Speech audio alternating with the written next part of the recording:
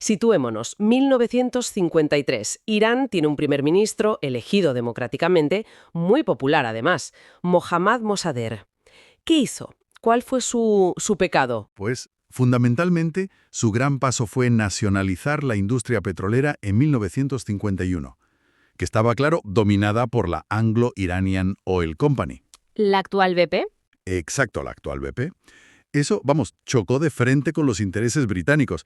Y además, no olvidemos el contexto. Plena Guerra Fría. Claro. Washington veía con muchísima preocupación cualquier posible deriva, digamos, hacia la esfera soviética. Y esto, a pesar de que Irán en ese momento funcionaba, era una democracia parlamentaria, con su parlamento, el Majlis, activo. Entiendo. O sea que la democracia importaba. Bueno, menos. Pues parece que sí. Pesaron más el petróleo y la geopolítica. Y ahí es cuando entran en juego la CIA y el MI6. Precisamente. Ellos orquestaron el golpe que derrocó a Mossadegh. Y esto es importante, ¿eh? No fue solo quitar a un líder. No. Fue, digamos, desmantelar un sistema democrático que estaba surgiendo. Todo para proteger sus intereses estratégicos y económicos. ¿Y qué pasó después? Una vez cae Mossadegh, ¿cómo queda el poder? Pues mira, el golpe devolvió el poder absoluto al Shah, a Mohammad Reza Pahlavi, Ah, claro. y se instauró una monarquía autoritaria. Duró más de 25 años, con un respaldo muy firme de Washington. Ajá. El Shah impulsó una modernización, sí, a marchas forzadas, pero también, una represión política muy dura, a través de la SAVAK, su policía secreta. La SAVAK, que además, creo recordar, fue entrenada y financiada en parte por Estados Unidos. Efectivamente. Y claro, ese apoyo tan visible a un régimen represivo, Tuvo que generar malestar, imagino. muchísimo. Generó un resentimiento muy profundo y que fue creciendo, en gran parte de la sociedad iraní. Y ese sentimiento antiestadounidense se acumuló, fue un motor potente para la oposición. Y aquí el análisis señala algo, bastante sorprendente, que la CIA usó tácticamente a clérigos, a ayatolás, contra Mossadegh. ¿Cómo? ¿Cómo se come eso? Sí, es una de las partes más fascinantes, la verdad. Pero ojo, fue una alianza puramente táctica, de conveniencia. Ya. Había figuras religiosas importantes en esa época, como los ayatolás Kashani y Bebashani, que ya se oponían a Mossadegh, lo veían demasiado laico, ¿sabes? Muy occidentalizante para su gusto. Entiendo. Y la CIA, pues, vio la oportunidad. Dijo, aquí hay una brecha. Y aprovechó esa oposición que ya existía para movilizar a sectores religiosos contra el gobierno. No buscaban una teocracia, para nada. Fue pragmatismo puro. Pero visto ahora parece una apuesta muy arriesgada, ¿no? Quizá. No calcularon bien el poder que estaban ayudando a legitimar. Sin duda, tuvo consecuencias no buscadas. Totalmente. Al darles ese protagonismo, pues fortalecieron, sin querer, a las facciones religiosas más conservadoras, las mismas que décadas después liderarían la Revolución Islámica. Hubo un momento clave, por ejemplo, en 1964, una ley que daba inmunidad legal a militares estadounidenses en Irán. Inmunidad. O sea que no podían ser juzgados allí. Exacto. Y eso se vio como una humillación nacional tremenda. Intolerable para muchos. Y en ese ambiente, claro, emerge con muchísima fuerza la figura del ayatolá Jomeini. Efectivamente. Jomeini, que de hecho fue exiliado por criticar duramente esa ley de inmunidad. Ah, ¿fue por eso? Sí. Pues desde el exilio se convirtió en el gran líder espiritual de la oposición al Shah. Supo conectar muy bien con ese descontento.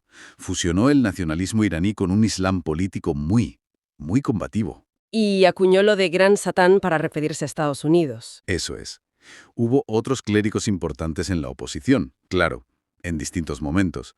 Pero fue Jomeini quien realmente aglutinó todo el movimiento revolucionario. Y saltamos a 1979, la Revolución Islámica. El Shah es derrocado. Y se establece una república islámica, con una orientación, marcadamente antiestadounidense desde el principio, si conectamos los puntos. La paradoja es evidente. Clarísima. La intervención del 53, que buscaba asegurar la influencia occidental y el petróleo, acabó contribuyendo directamente a crear uno de los mayores adversarios de Washington en la región.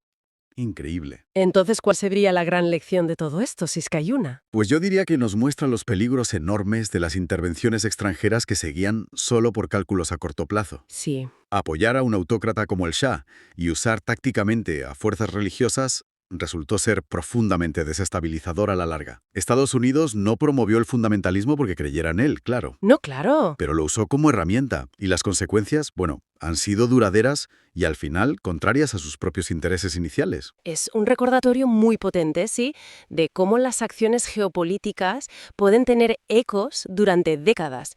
O sea, entender cómo se pasa de derrocar una democracia iraní usando tácticamente a figuras religiosas a acabar enfrentado a la teocracia que, bueno, en parte ayudaste a crear. A ver cómo lo vemos.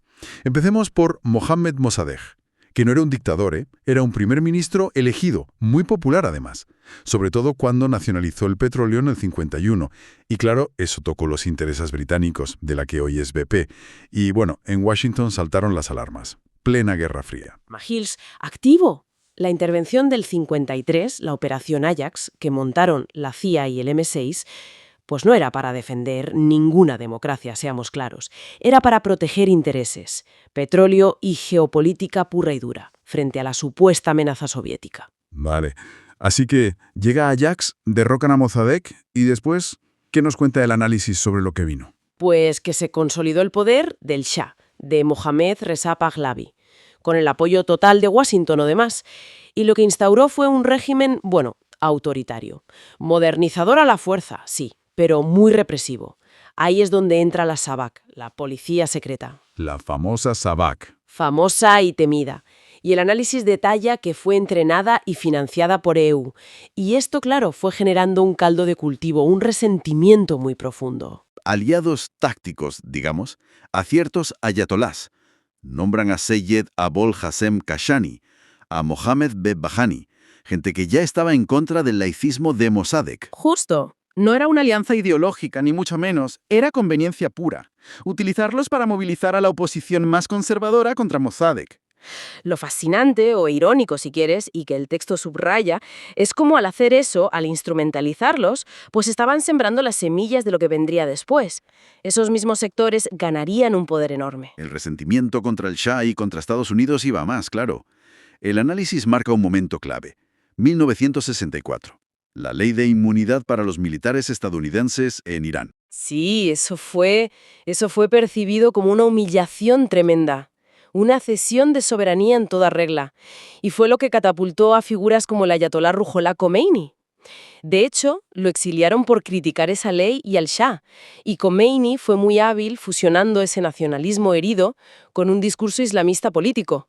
Ahí nació lo del Gran Satán, para referirse a Estados Unidos. Pero el análisis también apunta que había otros clérigos importantes en la oposición, ¿verdad?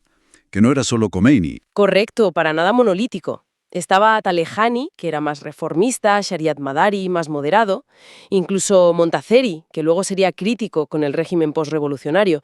Esto demuestra que había diversidad, que la vía teocrática radical no era la única opción sobre la mesa en aquel momento, como sugiere el texto. Pero fue la que acabó triunfando. Todo esto lleva a la Revolución Islámica del 79. Cae el Shah, que era el gran aliado de EU. El aliado clave, sí.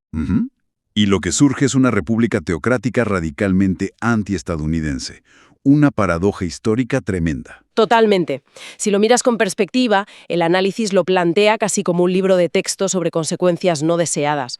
Una intervención pensada para asegurar intereses a corto plazo, petróleo, contener a los soviéticos, y acabas generando un adversario ideológico mucho más duradero y complejo. Se sacrificó una democracia funcional por esos intereses. Entonces, si tuviéramos que sacar una lección principal de este análisis, ¿cuál dirías que es? Pues quizá la más clara es el peligro de esas intervenciones basadas solo en cálculos de poder a corto plazo, ignorando las dinámicas sociales, culturales, lo que hay debajo. Y más concretamente, cómo usar instrumentalmente a fuerzas locales, en este caso religiosas, sin entender bien su potencial o sus propias agendas a largo plazo, puede volverse en tu contra de forma espectacular. O sea, EU no quería crear un régimen islamista en 1953, ni de lejos, pero sus acciones ayudaron a crear el terreno perfecto para que surgiera.